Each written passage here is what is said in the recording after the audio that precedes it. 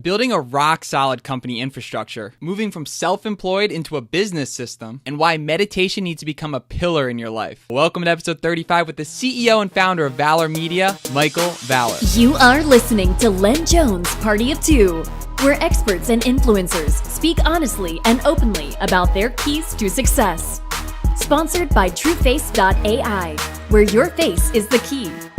For more information on TrueFace, please contact your host at ian@trueface.ai. Now, pay close attention, cause you gonna learn today. What up, party people? We are back and better than ever, so you already know it is a damn good day to have a damn good day. Maybe you can hear it in my voice, but I'm finally feeling better after almost a year of being sick. There's more layers I'm dealing with, but essentially I have this stomach and gut issue called SIBO, small intestinal bacteria overgrowth, which after doing a 2-week elemental diet, we eliminated that ish, so I'm 100% just stoked on life. Now, one of the things I've been forcing myself to marry is this idea of meditation. I don't know if you're like me, but this is likely the hardest skill I've ever attempted because it's just so challenging to truly quiet the mind and to just breathe. The more and more I read about it, the more excited I get about it because it's the gift that keeps on giving. By mastering your mind, you can, as Dr. Joe Dispenza says, become supernatural. Today's guest inspired me to continue plunging deeper into meditation and offers great insight on the subject. At one point, he mentions that we are ignorant to the fact that we can master meditation within a few weeks, which takes monks decades to even come close. This really hit home for me and puts comfort in knowing that mastering your mind is a journey, a long-term journey. And if you're new to the podcast, our mission here is twofold: to educate aspiring entrepreneurs by dissecting the come-up stories of incredible humans by extracting the golden nuggets that you can apply now to better your life. And second, to have all my friends in life that are making moves, to meet my other friends in life making moves, to create one giant community of extraordinary people. Now, let me tell you about Michael Valor. Mike is one of those 1 in a million humans where you can listen to him talk for hours. At only 24 years old, he has built $1 million business with Valor Media and has had multiple successful business ventures leading up to today. Mike has a deep background in philosophy and goes into great detail on topics that will have your head spinning, just trying to keep up. I first met Mike when I was invited to this meeting in Beverly Hills with a group of top performers from CEOs, record label artists and managers, as well as entrepreneurs in various fields. With so much talent in the room, it's safe to say I was focused on keeping my ears open and trying to learn as much as possible. What I found was that all these individuals were captivated for hours by one young 20-something-year-old talking about his plans for energy conservation and what could be described as complex saving the planet type initiatives. I know it's a bold statement, but I believe that Mike is one of those people that is capable of shaping the future of humanity. And after listening to this podcast, you will understand what I mean. What's extra cool about Mike is just how real he keeps it about the mistakes he's made in his career. His philosophy is that he leaves his ego at the door and admits when he makes mistakes, which is very hard for any CEO, let alone a human in general. He goes into details about one of the most horrifying experiences he encountered in business, concerning how a lack of control checks led to a social media atomic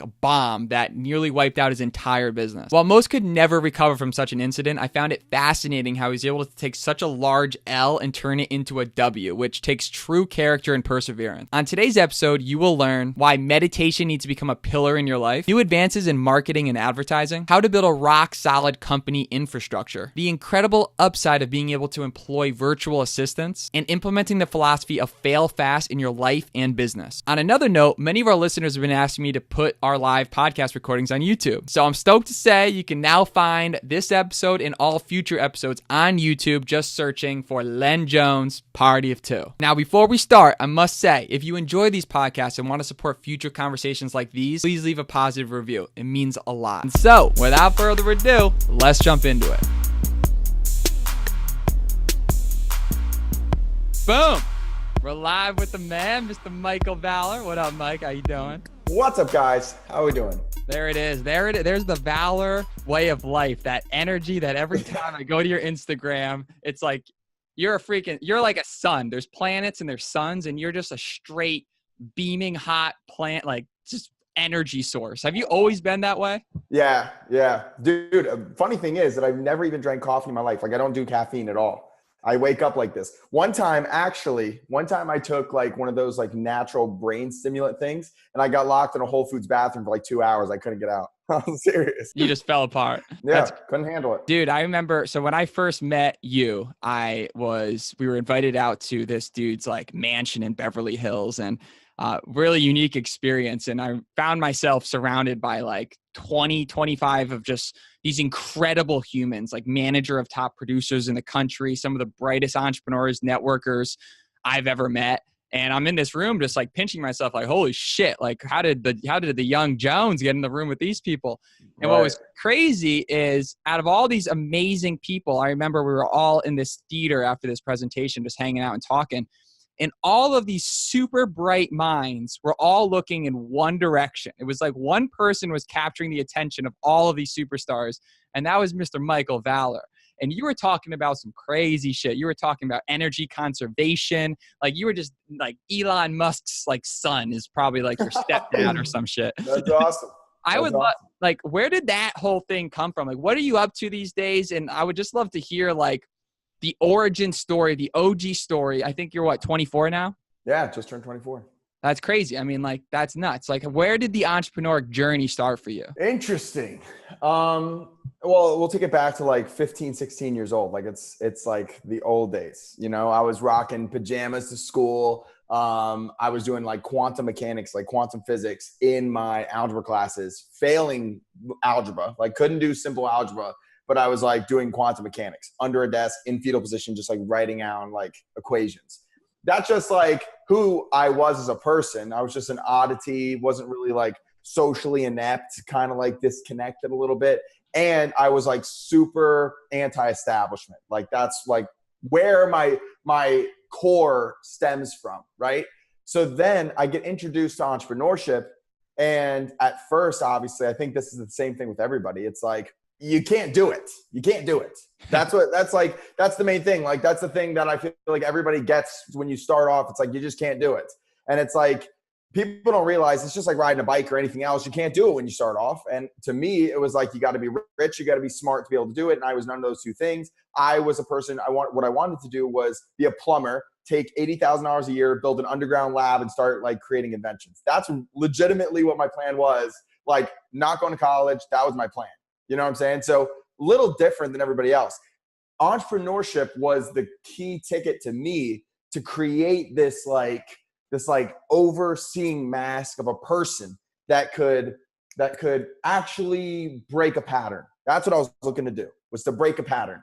And I was like, in entrepreneurship, I can create things that break patterns. What do you mean break patterns? First of all, like, I love that just like giddiness you just mentioned. You're a young Mike Valor. You're thinking you're literally going to burrow. You're going to go like 3 stories down because you don't know who's watching. And you want to just go down there and invent. Like, you were just super anti-establishment. Like, they're all like holding us back. And you like ate that up. And you were just in your own mind, just thinking all these different crazy stuff. Oh, dude, I'm talking, okay, at this point in time, come from like a relatively poor place. So I'm talking, my bed was like this pad in a 6x6 room. All over the room, I had tacks of paper of like, I was doing anti-gravity inventions, like mass accelerators, like movement of mass to mass, like just different ideas that I was coming up with, like whether it be like warfare or defense or like aerospace or whatever. And I was like, the human mind at this point in time, I'm talking like this is my 16-year-old mindset, okay, is that there's poison in our food.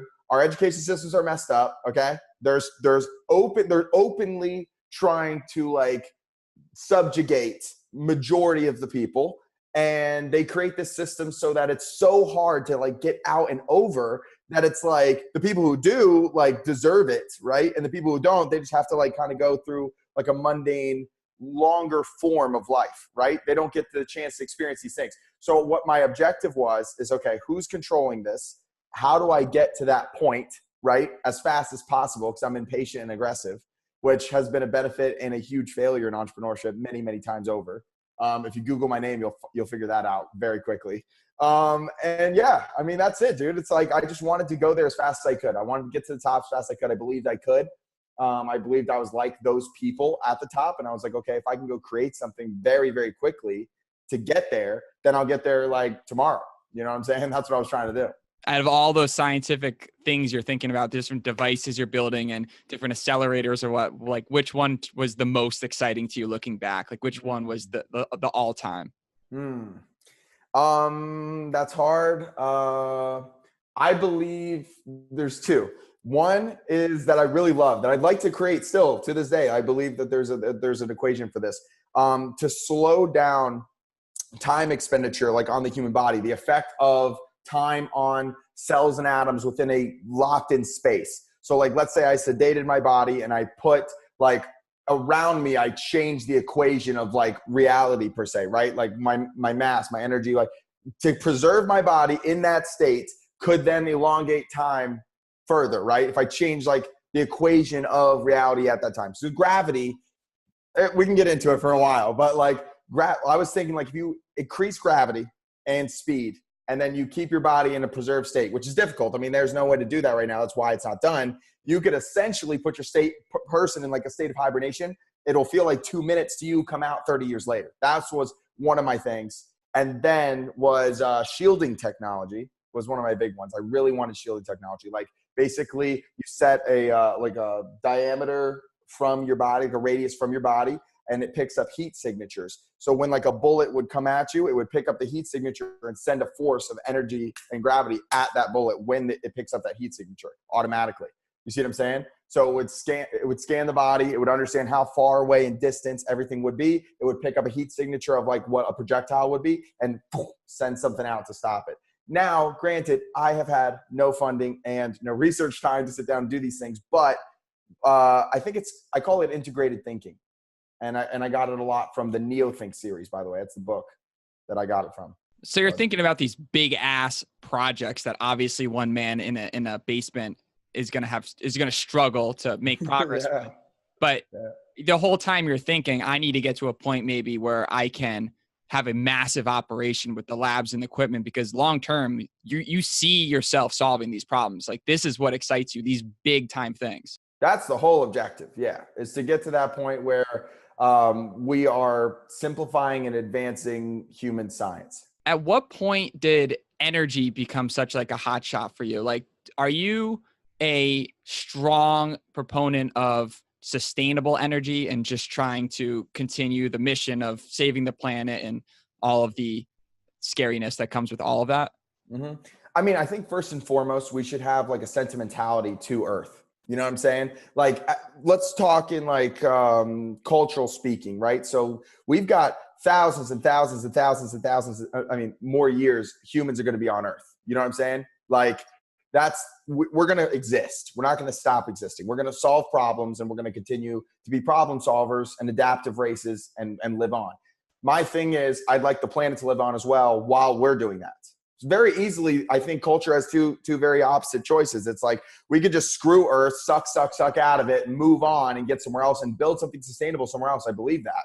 But then it's like we're like a nomadic race at that point and we're no longer, stemming from a headquarters. So you're amongst the believers that no matter what, human beings will fix every problem that we've created. Yeah, I think so. I mean, I think the only person that could stop human beings is another human or humanoid type of individual. So in terms of your work in this realm, so like that project you were talking about in that theater one day, what was that project? Basically, I had built a pretty residual amount of income at a young age. Like 2021, I was so straight.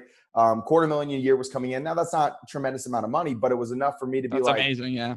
I could take that and put it into something else and start to build my labs. That's what I was excited to do. Like you hear it from me. It's like immediately that's what this kid's trying to do. So it was like, I build the money machine and then I go and I start like causing havoc. You know what I'm saying? I want to like create stuff. And so we just jumped into that so freaking early. We created this thing called the Global Development Federation. What it was going to be like a trilateral approach. We had energy, we had water, and then we had trade. Those are like the three things that I thought were like cornerstones of human existence. You know what I'm saying? We need energy. We continually are going to need water. There needs to be better systems to supply water. Some people don't even have water on Earth right now. And that's like blows my mind that that's the case. It's unbelievable. You know what I'm saying? And then the energy thing, it's just like we're so like rudimentary how we're attaining energy right now. And I feel like that could have a much smoother and quicker transition, especially with the amount of resources we have. I mean, a naive way of thinking, but if applied properly, was this. I was thinking humans create money. Okay. Right. Humans Right. create money. I know this. So if humans create money and money is what's stopping us from feeding people or like giving them water, they're dying. Like they're holding trash cans. There's flies eating their flesh. Okay. This is not good stuff. You know, it's bad. It's really bad. And it's like money's holding it back. And I'm like, we create money. So there's got to be a way that we can like avert funds somehow to create a sustainable place. You see what I'm saying? The resources aren't the problem. It's the money to buy the resources, which is what blew my mind. But there's a naivete when it comes to saying that level of thinking. So what was the solution though? Cool. So what the plan was, and I'm really proud of this, dude. This was like first master plan coming out of 21, like out of a room, like a little room in an apartment. Like I'm thinking this, you know? So plan was we're going to hire freelancers, like virtual assistants. Okay. And I had a team of them. We had like over 20 at one time. Okay. Wow. And they are looking up, I'm paying them like $4 an hour, by the way. Okay. So you can get freelancers for super cheap. So it's like $4 an hour is a reasonable, livable wage in another country. All they're doing is research. So I would give them these research tasks. Hey, find this person, this person, this person. Show me a list of 90 people who claim that they have solved the energy crisis with a device. You know what I'm saying? Give me a list of those people. And then what we would do is I'd have my callers call them and book appointments for me. And I would get on the phone with them and I would say, hey, what's going on? My name's Michael Valor from the Global Development Federation, right? I see that you are claiming that you can solve the energy crisis and I would love to assist you on that journey. And the idea was to assist them as much as possible, whether that be like finding them investment capital or just getting the word out, like marketing and branding for them, like structuring deals. These are scientist guys. Like these are guys like they're in their garages building stuff or they're in like school labs. They're not thinking like, how can I bring this to like a national scale? You see what I'm saying? There's a lot of bureaucratic blocks that I was trying to smash at the age of 21.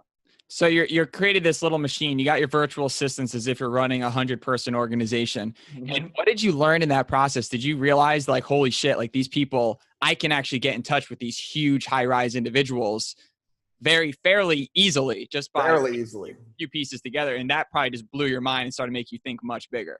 I mean, the thing about it is it's like nobody listening to this, nobody listening to this, it's not as hard as you think to do any of the things you're thinking to do. Okay. It's just hard in the way of thinking that you have right now. That's it. There is a solution. You just got to be open to like finding a solution. And that's like the same reason, like when the GDF took its turn that it did, and we'll get into that, I'm sure, it's like, I had to just accept like, oh, damn, like I was wrong about that. Change, boom, this next thing. You know what I'm saying? Yeah. You just rolled with the punches and kept it going. Dude, if you're only wrong for 3 seconds and you just go right back to right, then how often are you wrong? You know what I'm saying? Like, if it's like, dude, you're wrong here. Okay, fantastic. I'll do it like this next time. Done. So you believe strongly in kind of the ideology of fail fast. Fail so fast. I want you to fail so fast. Humans have been doing it. Look, how about this? Let's look at it like this then. All right. Like as a macrocosm, I believe macro, micro, very similar in origins. Okay. So macrocosm, right? We're looking at human society.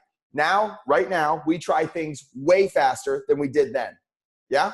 I mean, right. We just went and we kind of like, we tried the aqueduct situation. It was slow, took time. Like even to build things, to test them, to try them, it took time. Now we can build things, test them, try them immediately, run through 100 different options. And it's going to continue to speed up that way over time.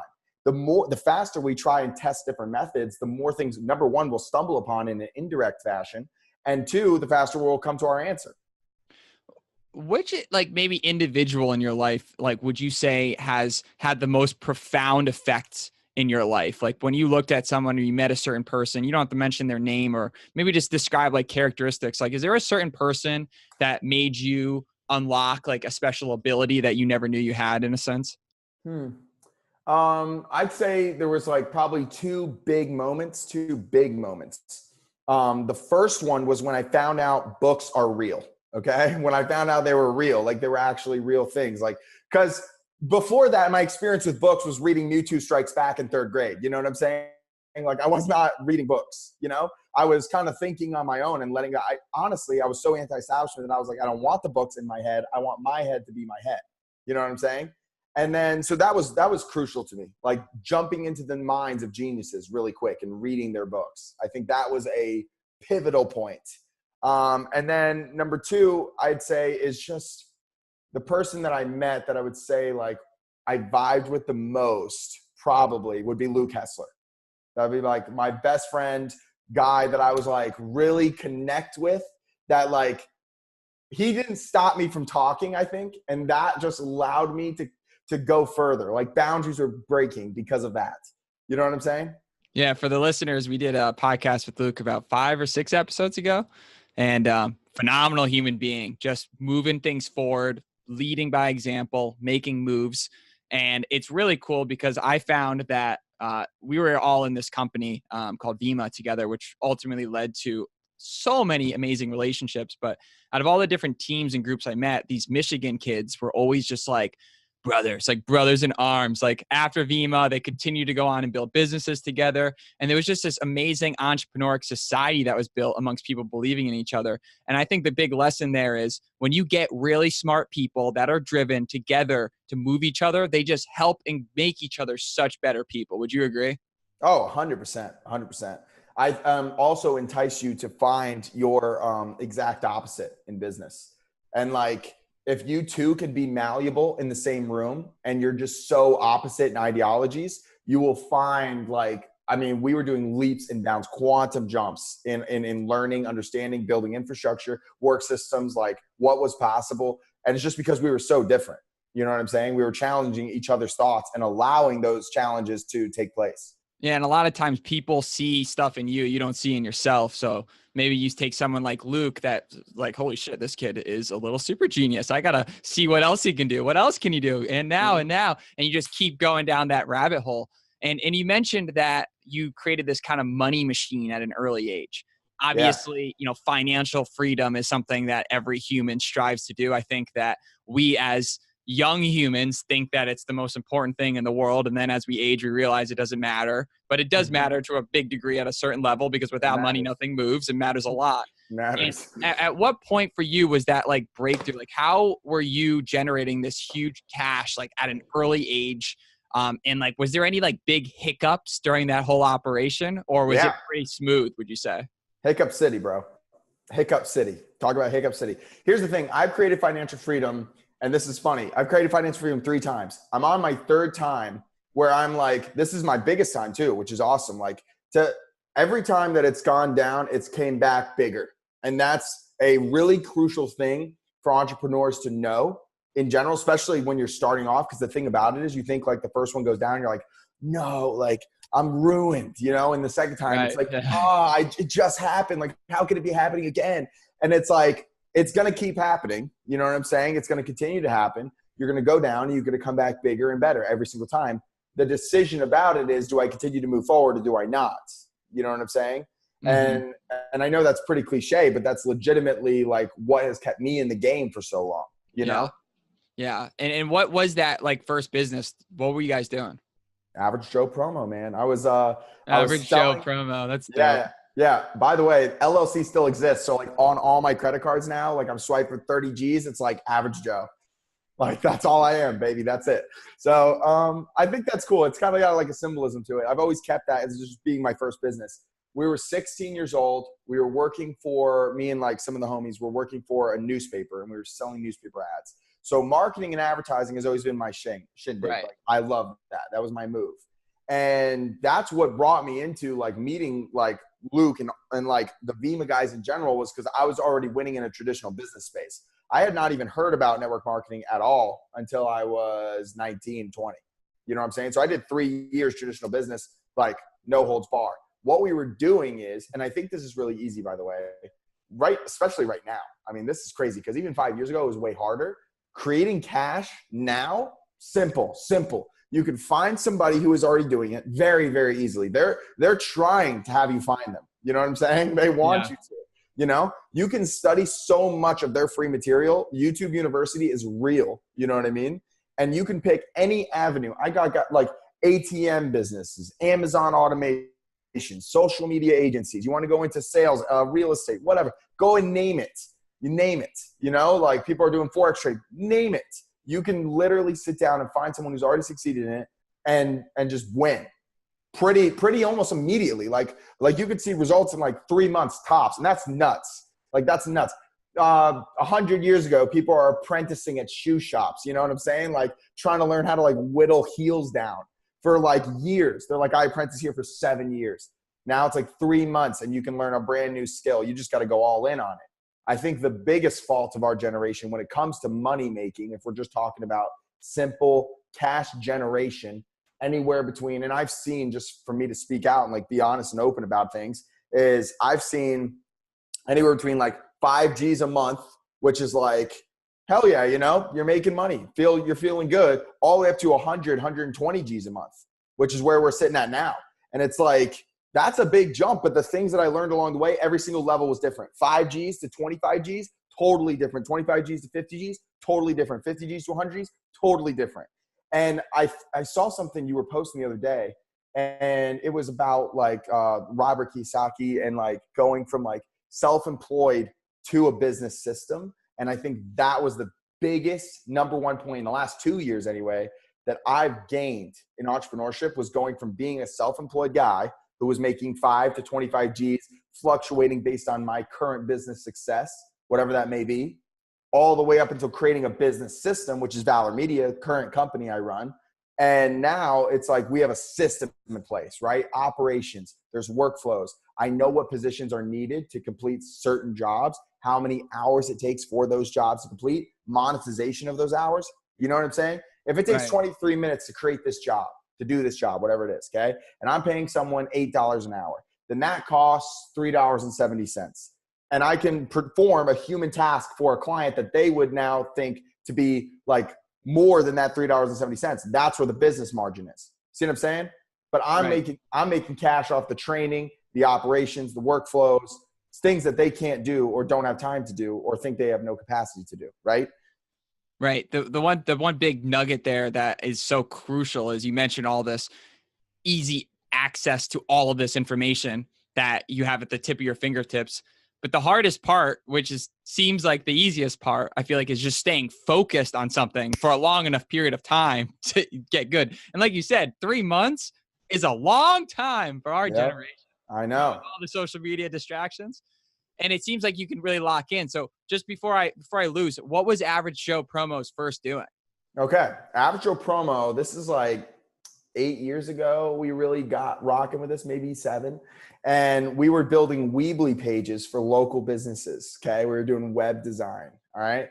And then we did, I was like pulling off like black hat sites, SEO stuff. So like social signals, keywords, like PR9 backlinks is like big. And we were just reselling them. So we were just finding like vendors as like random websites basically and reselling them and bringing them to small businesses for low cost and effective advertising. And then we were doing pretty well with that. Like nothing crazy. Keep in mind, I was 17 years old, you know? So maybe we're making like 2 G's a month, maybe between 2 people. You know what I'm saying? Sick though. And yeah, I was like, all right, cool. We got a couple clients for $600 a month. That's what it was. And that I was like, we were 17 and it was like, awesome. This is great. Then I came to one of my friends, Hans, he's my VP. And I was like, look, I got an idea. I want to change it up. And he was like, what are you talking about? Like, why would we change this? We're doing well. You know, we're making some money now. And I was like, dude, we need to sell these cards. Okay.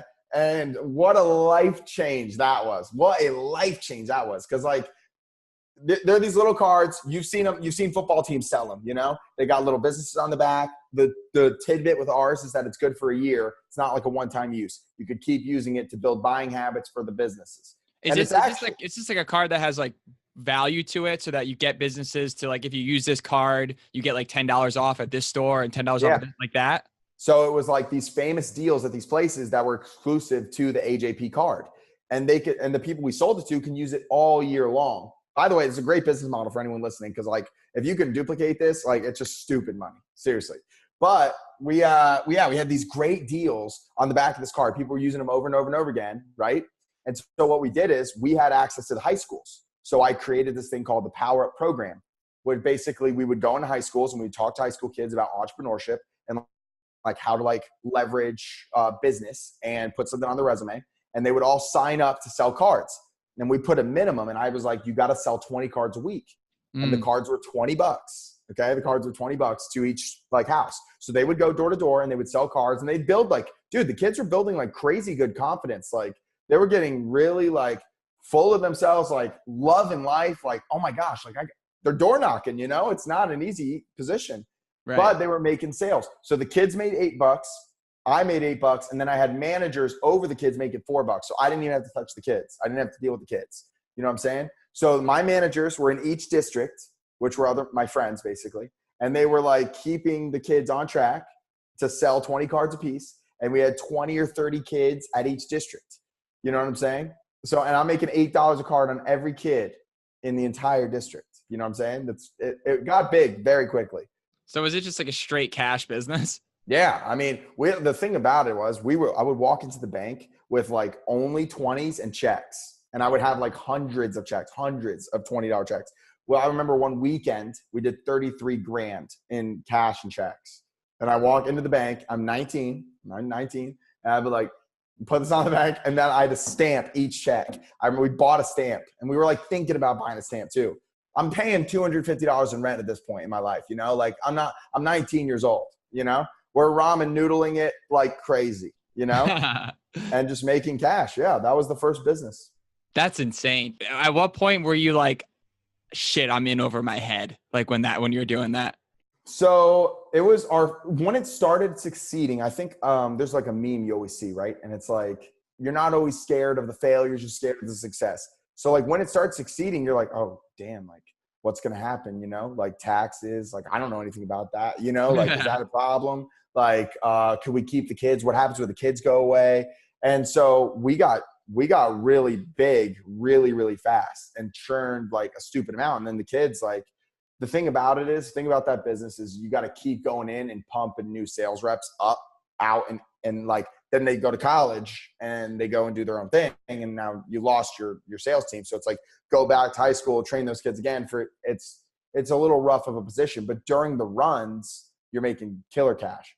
I know a bunch of kids that actually took the idea from the high schools and went to their college towns and did it there and made money again. Dude, that is so cool. Like what a learning experience. And it's like you said, I like how you said, like, you don't know what happens at the end of the success. You're just always like broke. You're like, I want to get there. But then you get there, you're like, oh shit, I'm in uncharted territory. Yeah. It's crazy. And then you just keep like, you know, you walk in there an anxiety monster and you figure it out. But that's the coolest thing is that you're just figuring it out as you go. You're having these experiences. You start thinking bigger and thinking brighter. And now all of a sudden, the little moves you're making, you're saving 100x time that you would have done 5 years ago just because of little tiny hacks that you found out. Oh my God. Yeah. So many times over. Like I said, I told you the thing that I've learned right now is just business infrastructure, like operational workflows. Like once I got that down and I figured out, okay, this job costs this much and they do this. This is what they're responsible for. And then you quality check that. And I learned the quality check process recently. Like I wasn't even quality checking, I think like a year and a half ago, maybe. And quality check was just looking over my employees' work. I just wasn't doing that because it was like we were moving so fast. You know what I'm saying? That it was like, this is agency time because now we're running Valor Media. You know what I'm saying? And so we had a creative director. I don't know if you're going to bring this up like anytime in the call or anything, but yeah, if you Google me, you'll see there was a huge like outrage with our creative director in Washington, DC. And it was like the scariest moment of my life. Seriously. Damn. Oh yeah. I mean, dude, now that you brought it up, like I probably got to talk about it. Yeah, you got to talk about it. All right. So here's the deal. So shit hit the fan. The fan was shit. The fan was shit. And like, it was so crazy. Like taking that responsibility really like framed me into being like more of a CEO than just like an entrepreneur. Right. And so GDF, we were doing that GDF thing, like what we were talking about before. Yep. And by the way, this is going to be sporadic. It's me. So it's like, Lord knows what's going to come out. You know what I'm saying? Boom. That's good. Keep it coming. I love it. So GDF was taken off. We did really good, blah, blah, blah. We were like contract time with the United States. The OECD gets involved, the OCD, whatever, gets involved, and they start writing this contract. We get kicked out of the contract. We're kids. We didn't know we were supposed to be in the contract. There was no contract in existence. And we were getting like framed out basically. And it was me and Luke actually. And we were just like, screw this. Like, why are we getting framed out? We were just working on this for a whole year, like heart and soul into this, man, like made this thing pop. And then we got framed out of the contract. So I go back to the drawing board and I look at my initial cash cow that I started the GDF with, which AJP, Average Joe Promo. And I'm like, damn, like we went less than half what we were doing before because I wasn't focused on it. You know what I'm saying? I was jumping to this other like illustrious shit.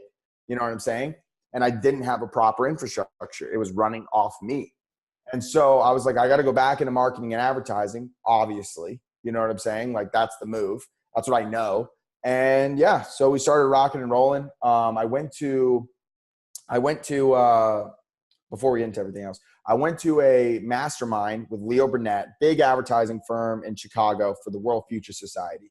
They're the top 1,300 researchers in the world. Like their conferences are amazing. These are the guys who are talking about the science that like I was referring to earlier. Like these guys are doing it. They're out there doing it, which is awesome. The Crown Prince of Dubai is in the society. Like it's a big organization. Shit. Yeah. Actually, I was requested to be CEO and or COO. I got offered the position. I turned it down for the GDF when I was 21. So yeah. That must have been like a big head raiser. Oh my God. Yeah. I mean, the thing was, it's like I had a team of people around me who were counting on me to do this GDF thing, right? And I get offered a $250,000 like job, and it's a job. And I just wasn't. I was like, I'm anti-salary, like no job. You know what I'm saying? I don't want a job. You know. And yeah, so I turned it down and went into the GDF. GDF pops off like bad, and then I'm like, damn, what are we gonna do? Like, what's going on? You know. And so we go into Valor Media.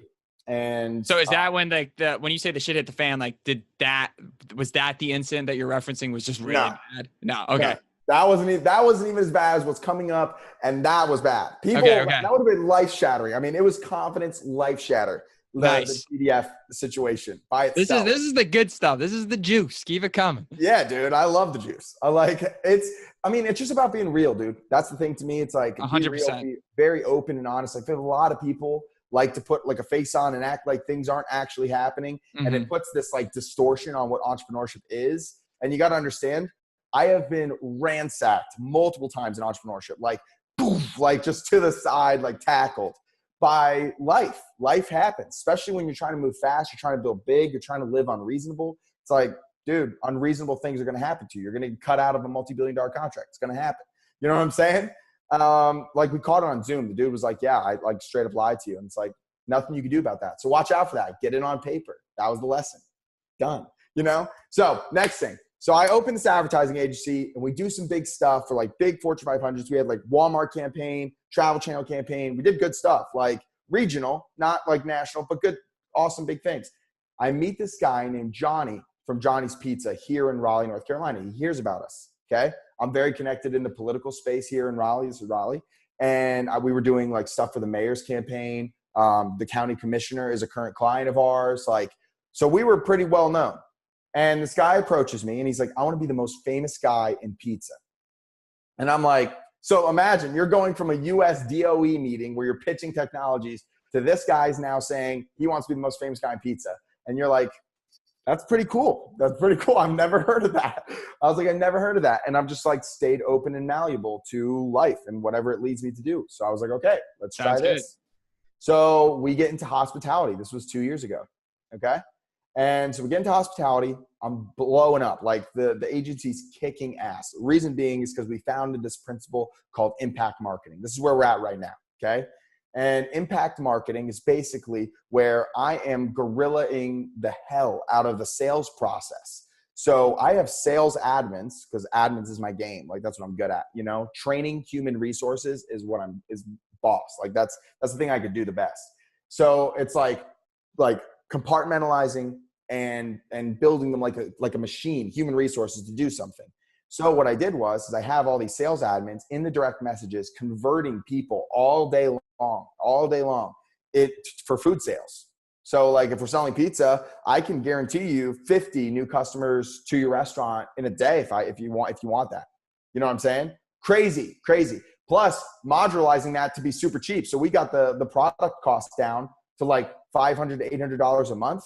And I'm promising 25 to 30 new customers a week for restaurants, like crazy. But we developed that product because of Johnny. Now, here's where the shit hits the fan. So Product's really awesome. Everybody loves it. Mike made something cool. We're doing well. You know, like everybody's feeling good. So we hire a new creative director to write our tweets, to write our posts. Okay. I trust this creative director. I'm like, dude, do whatever you got to do. Like, I trust you. Full autonomy. The creative process should not be shackled, right? That's what I believe. Okay. Was not thinking at all that ISIS would come up. Okay. Oh, shit. Yeah. Yeah. So building my agency, upfront guy, kicking it, you know, really working hard, grinding. I mean, years. This is like over a year now. The agency's doing really, really well. Like, we're profiting. We've got like 50 or 60 restaurants in the agency, like doing well. And yeah, so I get a call at 7 p.m.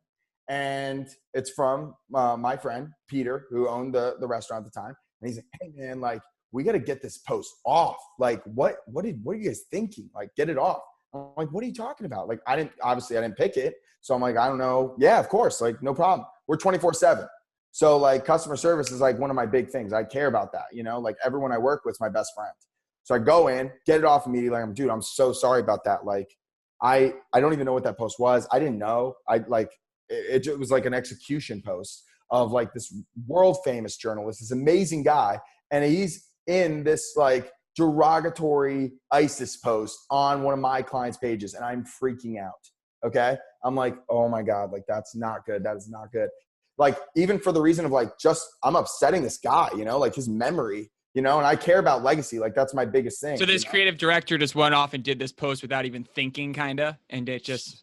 She, like, formal statement wise, it was an accident. It was like it was a copy and paste. Like, she was doing so many tweets, and she was doing a lot of tweets, but like, she just didn't review anything. We didn't have quality checks in place, like I told you, and it was like, it just went up. And so we take it down. It was up for 40 minutes. Okay. So not long at all. We caught it quick. And there was like a little bit of backlash. People were upset about it. And I was like, okay, you know what I'll do? I'll make a video of me. I'll take the blame. I'll be like, look, I'm sorry. We didn't mean to do that. You know, like, my creative director is a good person. Like, it was a complete accident, guys. Like, I'm sorry.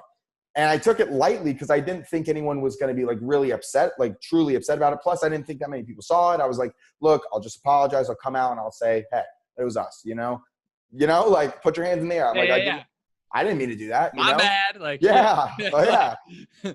I just got the call, you know? So I'm like, just make this video. So I make this video. I'm smiling. I'm a happy person. So I'm just like, I'm so sorry, guys. Like, this will never happen again. It was a great learning experience for us. Boom. Okay. I felt good about it. We put it up. Largest outrage on the internet, like, I've ever experienced ever. 100,000 tweets in a day and a half. I'm on Barstool, New York Times, Washington Post, CBS, Adweek, like, everything. I'm getting hit up by journalists are following me into the movies. Like, they're chasing me around. Seriously. Yeah. Crazy. It went nuts. It went nuts. Holy shit. Yeah. And so, you're 20, how old? 23. This was last year. This was last year. Yeah. Okay. Like 100,000 tweets. 100,000 tweets, maybe more than that. That might be lowballing. It was 100,000 solid views on the video. And they're just the video of you apologizing. Yeah. Just video of me apologizing. People tore me up. They went off. Like, Twitter trolls out to destroy. Okay. Right. That was hard. And I'm just sitting there and I'm like, dude, like, how is this? And I told you, it's like, in entrepreneurship, it happens a million times. It's like, oh, like, the GF thing just happened. We just climbed out of that, created another good business that was working and providing value to the marketplace, like, really winning on the monetary side and like infrastructure. I was like, wow, we're doing well. And then this thing hits and it's just like, how could that? Well, you know, you're asking the girl, you're like, how would you even think to post that? You know what I'm saying? Like, where did that come from? And she's just like, I'm sorry, it was an accident. And it's like, there's nothing you could do, you know, like, fate just deals you the hand you're dealt with. Right. And so I get on the phone with his mom. I watch his documentary on Amazon. Like, I'm learning about this guy. It makes me even more upset because I'm like, oh my God, this guy's amazing. Like, he did things that no one else was doing. James Foley, like, amazing guy, incredible character. Okay. And like, just such an accident that would diminish him. So I had to turn it around. I'm like, okay, how can we make this like a positive? Now, keep in mind, at the same point in time, a bunch of my clients are like super scared because they're like, oh my gosh, like, he's doing my tweets too. This might happen to me. And I'm like, oh. So you're losing clients. Losing is an understatement. Losing Right. clients is an understatement. You're getting dumps. Yeah. We're plummeting. We're plummeting. I mean, like rocket ship to the ground, engine failure, plummeting in a 2-day period. Okay. We're talking about like, I have infrastructure that I have to pay for, operations, like there's employees, there's softwares, there is office costs, and we're losing all of our revenue immediately in like a 3-day period. So it's like, maybe we fold the business, like it's done. Like that one post that one girl put up that one time, like could ruin everything of like years of work. And that's the moments that I'm talking about that are like so defining. It's like, how can I turn this into a positive thing? So come out with another video. And I was like, look, this is what we're going to do. I am going to donate to this cause. Okay. The James Foley Foundation. Okay. I am going to donate to it. Peter's going to donate to it, who's the owner of the restaurant at the time. Okay. And I want everybody who had something negative to say to donate $1 to a good cause. You know what I'm saying? And it did. I mean, it turned it around. A lot of people, I got to talk to his mom, and like we got pretty close, like on the phone. We had a great conversation. I talked to people who had affected like his best friends and stuff. Like it was crazy, like a life altering situation. Wow. So you like got deep with the families. Oh, yeah. You know more about this guy than anyone in the world. I took the time, like if you're out there and you make a mistake, and it's like, for me anyway, it's just like, dude, I'm in excuse my language here, but I'm just in a fuck me mentality. Like that's, I tell my employees that all the time. I'm going to say that for the rest of my life. I think it's just like, dude, if I mess up, fuck me. Like, I'm not trying to hold my pride or like, you know what I'm saying? Yeah. I didn't have quality checks in place. That was a big fuck up. I had no idea ISIS was ever going to come out. I don't even think about ISIS in my day-to-day life. You know what I'm saying? I'm so anti-ISIS. If they just saw me, they'd kill me. I know that. You know what I'm saying? Right. Like, I don't, and it's like, it just what a whirlwind. And you just have to accept it. Take the punch to the face and move on. The only thing you could do, like, things happen. So that happens, and you're just like, you go from this like period of just like complete smashing it. Like you're like the definition of a young freaking entrepreneur. You're like on your way to Forbes 30 under 30. Like life is insane. You get this tweet. The next thing, within an hour or 2 days, you put this video out, 100,000 retweets. The world is just trying to catch on. Like, you want this? Watch this for a sideline clip. It's talking about like big sports updates, like people are moving teams, like huge news, I guess, like in the world. And number 5 is at Valor Corp sucks. That's what it says on like Barstool News. It's like that. It's like that. It was that serious in 2 days, in less than 48 hours. And then this little tiny thing comes out, which ends up not being a tiny thing. And you're just crushed. I mean, dude, did you go into like a pure, did you go into a pure depression where you like, did you hit a point where you're like in a room, like with your parents, like, holy fuck, like, am I going to get hurt? Are people going to like attack me? Like, so there was definitely death threats. There was a good amount of death threats. My thing is, and this is just me, I don't respond emotionally to things the same way that everyone else does. I just don't. I just purely don't. And I'm very resilient. Like, I go through things fast. You know what I'm saying? Like, if it's pain, accept all of it. Done. I'm done. Like, crush me for a second, and that's it. It's rip the Band-Aid off. That's it. Like, so we're sitting there, and we go down from $70,000 or $80,000 a month in revenue to $15,000 or $13,000 a month in revenue in 2 days. Okay. So catastrophic life change, catastrophic. Okay. I got to fire people. How am I going to continue to service the clients that decide to stay with me? God bless them for doing so and trusting me and understanding that's never going to happen again.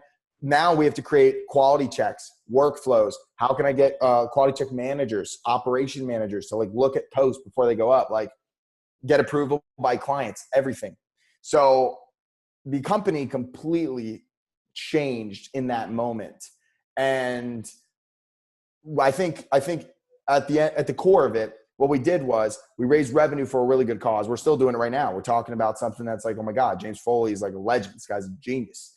And then there's that. So you raise money for it, you raise awareness for it, and then you just changed a young entrepreneur's life and an advertising company forever, And I foresee Valor Media being here for decades. I mean, we'll be servicing hospitality for a long, long time. Dude, your story is so similar to BK Bareko's story. That's cool.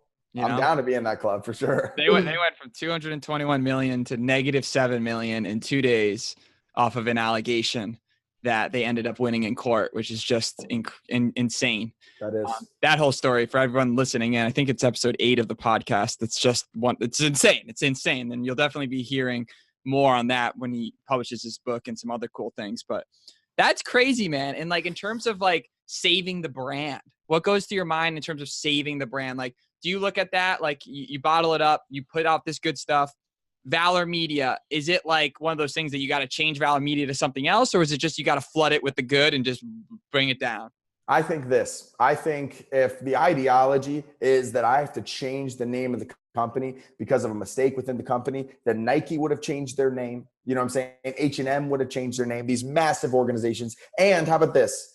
Companies are people in every sense of the word, right? They're made up of people, and people make mistakes. You have mistakes in your life. If you make mistakes in your life, does that mean you need to just reduce yourself to like change your name, change your identity, right? Like you don't. You bounce back, you get better, you accept what it is, and you move on. That's the healthiest way to do things. And I believe like if we're going to do that from like a human or psychological standpoint, why not from a company? You know what I'm saying? Dude, tip my hat off to you, bro. Unbelievable that you're out here telling that story openly, keeping it real, being authentic, being so open. I mean, that's amazing. That's like the qualities of a true leader. That's the qualities of a president or someone that's making huge moves. I mean, just my hat off to you. Thank you. I mean, something even like 1/100th of that capacity and scale kills people. Oh, yeah. Has people going freaking suicidal. I've seen it, yeah. And here you are taking that at 23 years old. You're a little delicate little flower in the big scheme of life things. And you're just like, all right, taking it. Boom, out of my conscious, moving forward. Yeah, it's all you can do, dude. I mean, the thing about it is it's like my life is, I mean, in 10 years, I'm 34. That's ridiculous. I'm young then, you know what I'm saying? For what Valor Corp as a whole, because that's like the mother company of it all, is going to create, whether that be a thought school, which is something I'm looking to do down the line, like a train of thought, like kind of like stoicism for like a Marcus Aurelius ordeal. And how he released meditations. Is that your jam? I love meditations by Marcus Aurelius. I really do. I'm kind of like, what I like to be is, for me anyway, is a mixture of meditations by Marcus Aurelius for the human, physical, like carnal factors of life, Buddhism for the peace and spirituality of it. Cause that's the thing I found, like, I guess every word holds a code and it holds a feeling. You feel a certain way about a word. And I feel like Buddhism like really holds the word that I'm trying to feel. And then I think the last thing would probably be like an anti-establishment type of rabbit hole character. Like I'd like to own the biggest house inside the rabbit hole. That's what my move is. I love the rabbit hole. I want rabbit hole, Buddhism, and Stoicism. Can you explain the rabbit hole? I could explain how I feel about the rabbit hole, I guess. Yeah, do that. All right. So I think it's basically this. I think we're all living in reality, right? You got reality. Then there's consciousness, which is experiencing this reality, right? All of reality is the matter that was made up from, this is in theory, right? The bang of antimatter, matter come together. That one matter over the thousandth of antimatter is what we all are. Once we disintegrate into dust, the elements kind of spread out and they create new things. Our integrated and interconnected minds come together to decide what all of these things are and the properties of these things, right? Because our consciousness build upon each other to create what these atoms look like, feel like, and act like, right? So that as time goes on, we will learn more and more of these things. Right now, we're living in basically a figmentation of quanta, and quanta is just the informational bits of the universe. And as it expands even on the edges of the universe, we are creating that through our mentality. Everybody's a computer. Right? It's like my brain operates more than a quantum computer. We are trying to mimic in microchips, or whether water memory holds, or when we get into quantum computing, the human brain. You know what I'm saying?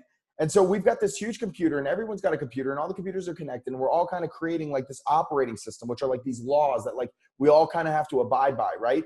And it's weird because it's like if you shout enough about certain laws, you can have all the computers kind of programmed to that program.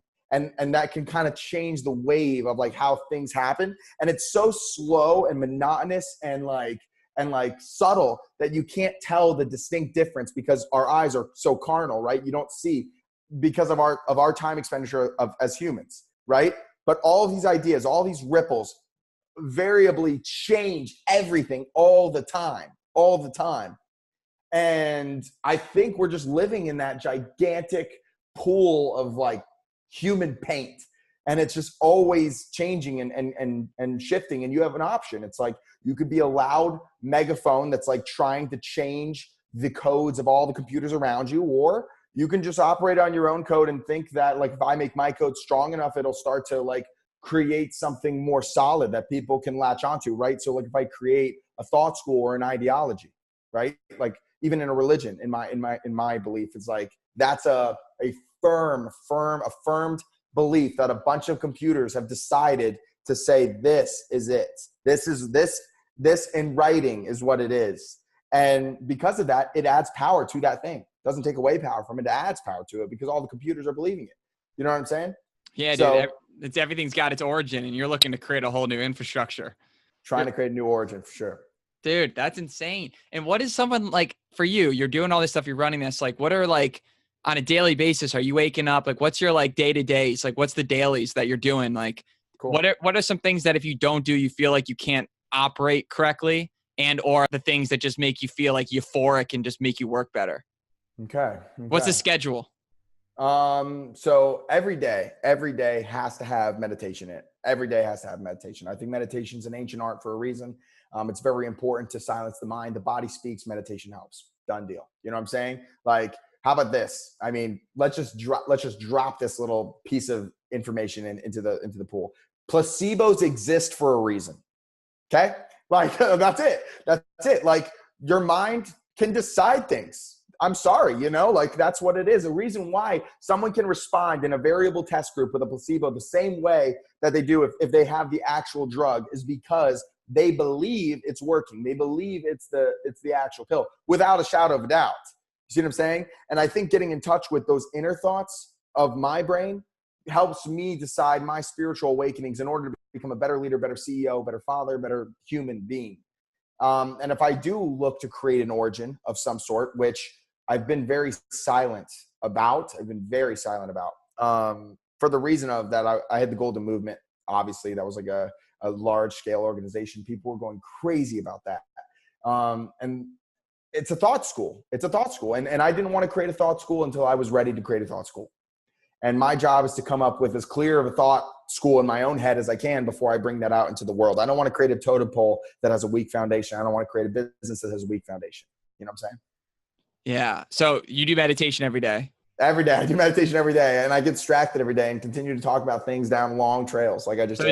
Is that just like you wake up in the morning and you just go 30 minutes? Because I still struggle with it and I'm trying to. Yeah. Because like I'm having like all sorts of, I'm on the tail end of it, like crazy health issues. And I really believe in the whole idea that you can heal your body just through your mind. Yeah. And I'm trying to learn that more. And like just being able to stay consistent with the meditation, I've struggled with so hard. Like what is your like, where do you go? Like how do you just meditate? You just sit there wherever you are. It doesn't matter. Are you on your bed? Are you in your chair?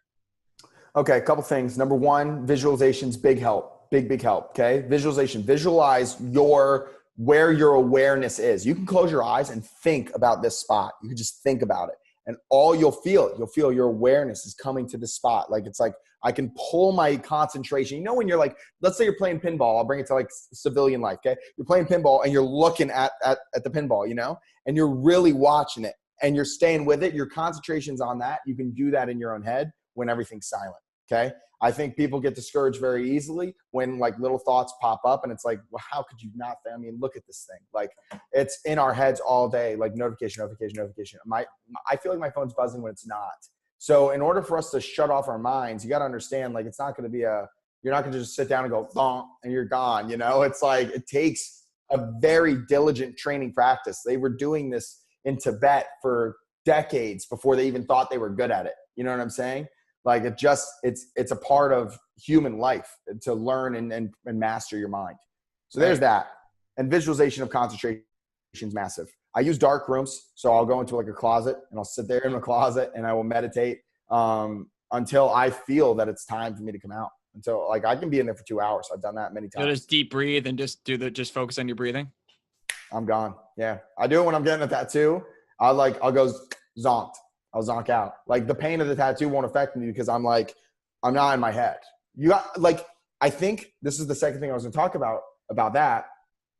I think people have to come to this understanding if you want to, I guess. I always frame it that way. You don't have to, I guess. I'll say you have to, but that's like a more of an aggressive term, but you don't have to. You can. If you want to, you can come to this mentality. The mentality is that you are not, first of all, you're not the body. Number one, let's separate you from that. Okay. And then after that, let's separate you from the ego, like who your personality is, who you are, right? Like and I know it's so much easier said than done. And even when you say it, even when you think you master it, you haven't. It's like getting to the person behind the ego that makes the initial decisions of thought way deep down, past the psychological barriers of like, I've experienced these traumas. These experiences have shaped my beliefs.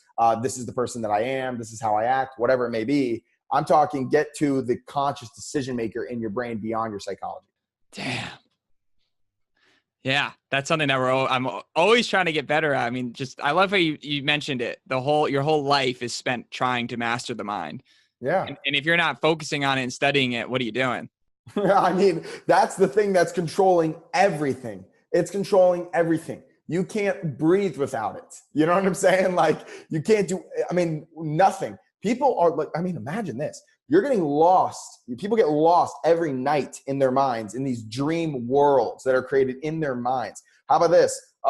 Mental illness as a whole. Like imagine the corridors, the labyrinth of the mind that these people are stuck in. They can't get out. And you're like an unthankful person thinking you could just master meditation because you did like 10-minute guided on YouTube. You know what I'm saying? Like It's hard, dude. I mean, the whole part of it is like human power stems from within in the sense of, okay, let's talk about this real quick. How much time do I have, by the way? Because I'll keep talking to you all day. I'm all in. So I'm all in for as long as you're here. Okay, cool. So watch this. Martin Luther King Jr., Gandhi, Abraham Lincoln. Start, pick a leader and let's talk about what power is. What power is. This is the thing that took me a long time to learn because I'm a power hungry individual. But power hungry had such a negative connotation because you hear power hungry and you're like, oh, damn, I don't know about that. Like power hungry. Why are you power hungry? Like, you don't, but power is to be able to move. You know what I'm saying? Like to be able to take and create, to change and twist. Power is an inner thing. Like their minds, these leaders that I just mentioned, their minds were so dead set in a state that they would move people just by being. And that's what power was. And power can very well be used for evil or good. We can start naming people right now. I know people came to your mind when I say evil. You're like, oh, boom, boom, boom, boom. I know those people who use power for evil. And you'll associate power with being evil because those people use power for evil. The thing about it is that we have to grasp as human beings that we are insanely powerful, everyone individually, number one. Number two, you use power with grace. And if you can use power with grace, then who else is going to beat the powerful bad guys? You know what I'm saying? Right. Like power doesn't cease to exist because you don't chase it. Power exists. There's a word for it. We've connotated it. All the computers have decided to put it into a book of words that means something. You know what I'm saying? And because we've decided that, power now exists. And power is an enticing thing to get if you're a bad guy. You know what I'm saying? So being a good guy and like I see a lot of people, and this is just their personal vendetta. They got to make this decision themselves. But pushing away from power because you're a good guy doesn't make you a better guy. You know what I'm saying? Like it doesn't. In my opinion, we need good guys to be powerful in order to be the bad guys. If Superman was really weak, he wouldn't be able to save anybody. You know what I'm saying? And power comes from like this state of knowingness. And it's really hard to explain in human language. They might even, not even human language, English language. Look at me, American as hell. In the English language, and might even made it that way on purpose. I can't even explain to you what I'm talking about. It's like there's a state beyond being that you live in the knowing and understanding of. And when you were in that state, you are the most powerful. Is that like spiral dynamics a little bit? Yeah. I mean, if you want to compare it to like a school of thought, I'd say the closest thing that I've seen is, I'm interested to say this. If they want to start off, I think Neothink is a great way to start off. Neothink, The New Age of Thought. I think it's a good book to start off with. I don't like to get too deep. I don't like to go too far. Rabbit hole. You told me to start, and I'll just keep going. But like, I believe this, and this is my personal opinion, so screw me. And it's people. There are people on the planet who know how to master the mind the most and master power. And with power comes the ability to change human computers. And when you change human computers, you change reality. I mean, that's as simple as that. The more powerful people there are, the more computers they can change, because they're surging people. And when you surge people, you change how things are. This is interesting. I got to talking to my friend, okay, Nicholas Odom. And he says he scratches a lot. He scratches a lot, okay? And I'm like, dude, why are you itching yourself? Okay? And he's like, it's not itching, it's scratching. And I was like, what if everyone got together, started calling it itching? And he was like, well, it wouldn't be, because it is scratching. I'm like, well, if the majority got together and decided that it became itching, would it then become itching and scratch? Like, we control this. It's not sedentary is what I'm trying to say. And I think if you want to attain power and be an inspirational individual, whether that be in your workplace, whether that be in your business, whether that be in your household, I think it's an important thing to cultivate, and it starts from inside your head. Damn. And then besides meditation, do you find the gym is a huge thing for you? Are you eating 3 square meals a day? Did you outsource your meals? Okay. Thing I use, this is a shameless plug because he's a friend of mine, but Dr. John Jaquish, he was a personal friend of Tony Robbins. He's a partner of Tony Robbins in many of his inventions, created an X3 bar. And I love this thing. Okay. That's what I'm using right now. I love it. Well, I mean, we're busy. We're entrepreneurs. Finding time to hit the gym is very difficult. And he's a doctor. I mean, he's got the science behind it. And I love his research. I've looked into it like pretty heavily. And I don't follow all of his dietary restrictions because he's a carnivore. He's a carnivore diet. It's just so crazy. Like humans, like what we've decided to do, like everyone's doing something different, True. And I think it's good that we decided to do something different, because everyone's physiology, now, by the way, I'm speaking out of ignorance. I don't know, but I'll say everyone's physiology in my eyes seems to be different and respond different to different diets. So you gotta find what makes you feel best, and constantly be testing yourself, like how can I go to doctors and get myself tested over and over again to like see the stats of my body and then change those stats. It's very simple in my eyes. Science in general comes down to that. But I intermittent fast. So I only eat between 2 and 6 right now. I eat 2 meals. I stay straight on salad, pretty much. Whatever I throw in a bowl. I have 2 huge bowls per day, okay? And I put like a bunch of lettuce in there, like all different kinds of lettuce and stuff, like tomatoes, mushrooms, whatever, like typical salad stuff. You know what I'm saying? One of them has meat, one of them does not, okay? So I've been doing every day. So and I feel, here's the big thing that I believe in. I believed in for a very long time, that I know there's advancements in this field. Actually, Luke's working on them, is vitamins. I've been super big on vitamins, but I've been big on vitamins since I was like 15. Micronutrients. We don't get them, bottom line. You know what I'm saying? Wherever you want to get them from, that's fine. You know what I'm saying? I've been doing, I try to find organic vitamins, extended release vitamin C's, multivitamins built for me. But yeah, vitamins, I think makes the skin pop, makes the skin good. And I think it keeps you energized. If you don't have micronutrients, you're dying. Plus, it keeps you from being sick, and being sick sucks. So yeah, being sick does suck. Absolutely, being sick sucks so much. It's crazy because I've had this. I still have a long way to go, but I've had this basically stomach thing called SIBO, small intestinal bacterial overgrowth, and there's all sorts of shitty symptoms that go with it, and it's like the stomach thing. And recently, I did something called an elemental diet. It's, I don't know if you saw it on like the Instagram story. I was being a clown about it, but the elemental diet is basically a diet that was originally developed for astronauts. And it's basically pre-digested macronutrients in its pre-digested form. So I might have said that wrong. And what does basically it look like? it's just powder. It's like the meal replacement. And Okay. yeah, Okay. it's literally you just add water, but it's all the nutrients you need to survive, basically. And what happens is your intestines are like 12 feet long, your large intestine or whatever. So it gets dissolved in the first 2 feet of the intestines, this formula, so that it gives the next 10 feet of intestines time to heal, because it's not feeding any of the bacteria, but you're still getting enough nutrients to like be alive, be healthy, and all that. So it gives Oh, your no. body a complete reset. It's great for people with IBD, IBS, and all that. And dude, I'm not gonna lie, for like the first time in 2 years, no joke, like I woke up and I like get out of bed and I'm not so fatigued and just feeling like something's Wow. weighing me down. And for me, it's completely destroyed me over the past 6 months. Thank God for my friends, my family, businesses and stuff that I've been able to focus on me. But like Wow, that dude. thing's really changed my life. And I there are so many people that are operating on not of the level they should be at, because they might be eating like me. I was eating the dopest shakes, man, like the most Mhm.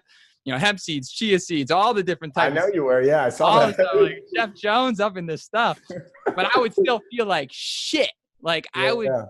and I'm like, come on, like I'm eating Earth's nectar. Like I am Right. sipping the juice, and I would be so tired. And it's because my body's not even absorbing any of the nutrients, because stomach, leaky gut, all that. There was just so much damage in my Wow. intestines. So it's just very interesting. Like you said, like just filling those gaps, getting to optimum nutrition, getting your brain to work well. And for someone like you, you're like an Elon Musk in my mind. You're going to do things that are going to just change the world, because you believe it so much. You Hmm. live it so much. Like if you guys follow Michael Valor on Instagram, you're just like, boom, like he hits you with this energy of just like, what up guys? This is Michael Valor here. And boom, boom, boom. I am driving my car and I just drove it so straight, so good. Like you're just like everything you do it That's hilarious. you do it so on point, and you're just like macro testing yourself. You're like very close to almost like a computer with Thank you. with a human side. Thank you. I love that. Yeah. Yeah. I love that. That's awesome. One of the things I work on is I try to integrate with other people. So I like, whenever I'm speaking to someone, okay, I'll throw out certain different mannerisms. Like maybe I'll get closer, I'll get further away. And like, I'll like react to what they're saying a little bit differently, or I'll send certain things out to see how they respond to stimulus. This is really good at business, because then you start to react to people and you like start to build these relationships. Let's say like when you're in a romantic relationship, let's say you got a friend, let's say you got a business partner, whatever it is, and you know how they respond to certain stimulus, you can really start to like control and understand how the relationship grows and gets better. You know what I'm saying? Like it's pretty incredible. Like we're all responding to stimulus all the time. Yeah, that's true. That's what we're doing. Yeah, I guess we're just kind of walking around getting stimulated and just responding at all seconds. Guy walks up to you, puts his hand on your chest, you respond a different way than another guy does. You know what I'm saying? You Right. know, girl walks up to you, she winks at you, you respond a different way than another guy does. Then you watch those stimulus from that person, you could tell how they're going to react to other things. Very interesting. Dude, this just fascinates me. Life just fascinates me. And Where does Michael Valor see himself 5-10 years from now? Like, where do you see your like what's the dream life that if everything went to plan, which it never does, but right. for someone like you would fail your way to the top. Yep. What's the dream right now? Cool. So the dream would be in the next 3 years is to really develop impact marketing as a concept in advertising as a whole, advertising like in general, people understanding impact marketing, and revolutionizing the hospitality space and small business advertising space, which we are doing. We're competing. We're destroying right now. Main Street Hub just sold to GoDaddy for 123 million. Product offering right around the same price as ours. Our guarantees are 10x. Okay. And the reason being, because we're small, we could pivot faster. I could train faster. I could build out systems faster. I got my ear to the ground as to like what new technologies are coming out. Right. The whole idea is the integrated, simplified thinking that I'm talking about that can problem solve quicker. Anyway, 3 years, knock that out. Okay. I don't know if Valor Media is going to sell. I don't know if I'm going to continue to build it after 3 to 5 years. Either way, I've got 3 or 4 companies right now laid out in front of me. All of it's made for infrastructure build out and monetary success to the umpteenth degree. Once that's finished, I'm probably going to go into weapons development first and foremost, weapons development and defense, and start working on. I have like a lot of helmet designs. I built a bus station that they sold in Shanghai called the Eco Seat, And I built that with 2 engineers. They told me it was going to cost $100,000. I spent $4,000 on development for that product, $5,000 on like the custom tooling to build it. And then it sold in Shanghai. That was like one of my first inventions. Next one I'm trying to do is like a helmet. You get a patent on that? No, I don't care. If someone steals it, they steal it. Right. You just want to do it for fun. I mean, my thing about it is it's like, go ahead and steal it. I'll make another thing. That's the whole beauty of being like who I am. You know what I'm saying? Like, why am I, I'm taking time out to make sure you don't steal my bus shelter. Like, I got other things to do, man. That's very, very Elon Musk-ish again. It's just, I don't want to look anywhere but forward. So look, 5 years, 6 years down the line, probably what's going to happen is I'm going to have, there's a cheap way to do this and there's an expensive way to do this. I do a remote lab situation with like camera setups for engineers in like another country, freelancer kind of deal. And you could pay the engineers, like these guys have master's degrees, like doctorates, they're geniuses, and they'll take like $30,000 a year. You know what I'm saying? And you can start really testing some stuff out and building it with them. I'd like to build something concrete, very physical product first. I'm working on this thing called an ICE unit. I've been doing it for a while. They're like, it's a firefighter helmet, and basically it has like voice projectors. So like when they're in buildings, people can't hear them. It's got thermal sensing. It's all voice activated, like your phone, like Siri. But like you could be like helmet, thermal sense, and then you could see people, and then you could say helmet, megaphone, and you could say like anyone in here, like without having to be like a fireman in just a plastic helmet or whatever. Like you can, there'll be cooling tech. We'll have the oxygen tanks hooked up to the front. Like there's design discrepancies that aren't happening in the current day and age. I'd like to take that and then turn it into like a military type of contract down the line. That'll probably be in 6-7 years. Helmet. We're going underwater. Boom. Submerge. Yeah. I'm serious. Like there's really no reason. All the technology's there. It's just integrating them together. Dude. Wow. Woo. Oh man. Again, it's just being near you. You get this energy, you get these vibes. For everyone listening, it's like surround yourself with people like Mike. But to be able to be around someone like Mike, you got to increase. You got to level up, because people want to be around people that they gain, that they learn, it's a mutual relationship. And that's what this whole thing's all about, connecting the most smart, amazing people in this world to each other to make moves and make big differences. So Mike, I mean, there's 2 staples that I like to ask everybody, and it's just kind of like the boom, bada boom. And it starts with number 1. You could go back in time. For you, typically I say right after college, right? But you're just you're on this different planet, and you started this journey at like 16.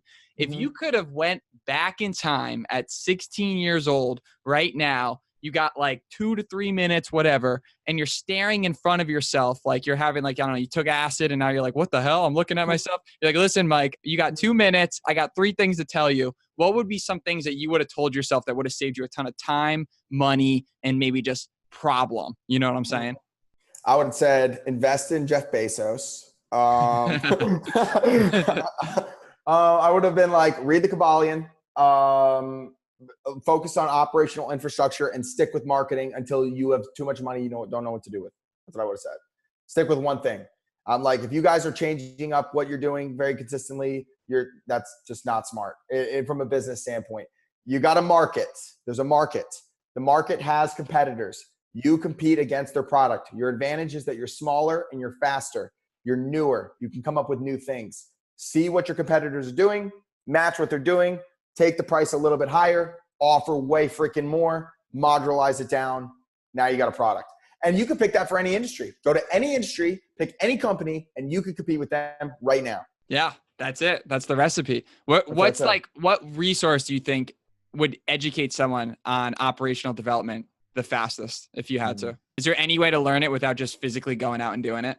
I'm a big believer in a blank paper and pen. If you really just sat there and you said it's a blank paper and a pen, piece of paper, and I'm like, okay, create a job, like write down a job. Okay, this guy does my post. This guy writes my post. This guy posts my post, and write down exactly what the jobs are. And then middle management, operations manager looks over all of their tasks. Here is the checklist that he looks over. This is how you create an organization and not a self-employed entrepreneur. Boom. And dude, Mike, this is it. This is the bing, bada, boom. So there's people right now that are working, say a 9 to 5, maybe they're just doing it. They're making great money. Maybe they're making, freaking 10 grand a month. Like life's great. They got great benefits. They work for a great place. And they're doing their thing. Or maybe there's someone that's working a 9-to-5. They hate their job. They hate their life. They don't feel like they're learning anything. They just feel like they're stuck. They feel like they're just trying to pay bills, and then they use that money just to feed their health. And they're just in this crappy feedback loop. Mm-hmm. What would you say to that person that really wants to get into entrepreneurship, that wants to bust out of that thinking of like, I need to depend on someone? They want to work for themselves and they just don't know where to start. Like they're right on the edge of making that decision. What would you say to kind of push them off that edge? Ready? All right. So we got, I don't know if you've ever seen Black Mirror, but there's just one episode where this guy goes up and he pedals every single day. He's just pedaling on this bike every single day. Okay. He pedals on the bike for these credits. He uses the credits to then promote, like he gets this one shot, to like actually sing in front of everybody and be like a famous guy. Okay. All right, cool. It's like that with your job right now. Like if you're working a job and you want to stop working jobs, just listen to me real quick. You make your money, you minimize your budget, okay? Your entertainment spending goes out the window. This guy was eating apples. He wasn't eating real dinners. He had to spend his credits wisely. Save the credits, okay? Credits get stacked. You get a whiteboard. You write down all the ways people are making 6 figures, $250,000 on the board, okay? You've got Amazon automation, you got social media agencies, you got Forex, you got network marketing, you got real estate, right? Whatever it is, you write those down. Then I want you to pick 3 people who are good at every one of those things, okay? You pick the thing that speaks to you the most and what type of lifestyle you see those 3 people living. You listen to them, you take down your notes, and you make a solid plan before you get started. Cool? You develop a product or a service that beats something else in the market of which you chose, and then you develop it and make it so freaking amazing, whatever it is, whatever development that is, you make it so amazing that it'd be stupid for clients not to sign up or prospects not to join your business or whatever. You make it so freaking stupid not to do it. They will have to, and that's how you win. Boom. There it is, guys. Michael Valor, everybody. Dude, I need to do a round 2 in the future. I got to keep checks on you. This has been such an honor to be just your friend, to follow you on Instagram, just to see you making moves, man. You inspire so much people, and you're just the real deal, dude. You're authentic, you're real, and you lay it all on the table, and your relationships show, man. You're an inspiration. I appreciate you so much. Dude, thank you. That's amazing. That was great to hear. Seriously. I mean, I'm just telling the truth. So that's what we have to do. You know what I'm saying? All right, guys. With that said, Hakuna Matata. How can people contact you, Mr. Valor? How can people follow you? At the Michael Valor on Instagram. I'm active 24/7. I got my text on there. You can literally hit text, and it's my personal number. All right, man. Till next time. Thank you for listening to another episode of LenJones Party of 2. If you enjoyed it, please leave us a review and subscribe to stay up to date on our new episodes. And remember, hope is not a strategy. Keep making moves. Till next time, peace.